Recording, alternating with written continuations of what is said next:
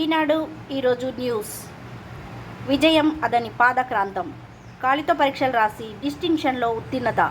మహారాష్ట్రలో ఓ దివ్యాంగ విద్యార్థి ఘనత. జూన్ 27 నుంచి ఇంజనీరింగ్ కౌన్సిలింగ్. బీటెక్ సీట్ల భర్తీకి 3 విడతల ప్రవేశాలు. దిద్దుకోలేని నిర్లక్ష్యం. ఇంటర్ మూల్యాంకనంలో కొందరు అధ్యాపకుల ఇష్టారాజ్యం.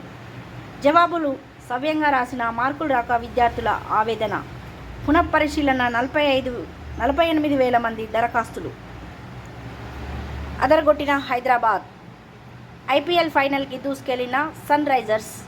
క్వాలిఫైయర్ 2లో రాజస్థాన్పై విజయం. మేడిగడ్డకు కొత్త సమస్యలు. 7వ బ్లాక్ ప్రాంతంలో భారీ బుంగ. మరికొన్ని చిన్నవి కూడా తాత్కాలిక మరమ్మతులు వెలుగులోకి పూడ్చివేసిన ఇంజనీరింగ్ అధికారులు. సౌర విద్యుత్పై స్వదేశీ భారం. ఒకవైపు ఎండ, మరోవైపు వానలు. జగిత్యాల జిల్లా ధర్మపురి మండలంలో 45.6 డిగ్రీల ఎండలు. భద్రాద్రి కొత్తగూడెం జిల్లాలో పలు ప్రాంతాల్లో 6 సెంటీమీటర్ల వర్షం. సర్కారు బడుల్లో సాంకేతిక సేవలు. ఈ ఏడాది నుంచి ముఖ గుర్తింపు హాజరు విధానం. ప్రాథమికోన్నత పాఠశాలలకు ట్యాబ్లు, సిమ్లు పంపిణీ. కుక్క కాటు బాధితులు ఏటా 25,000. ఉమ్మడి జిల్లాలో పెరుగుతున్న కేసులు. అందుబాటులో వ్యాక్సిన్స్.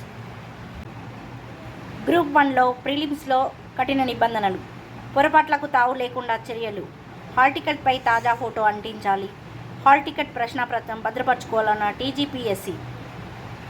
నకిలీ విత్తనాల నష్టానికి తక్షణ పరిహారం.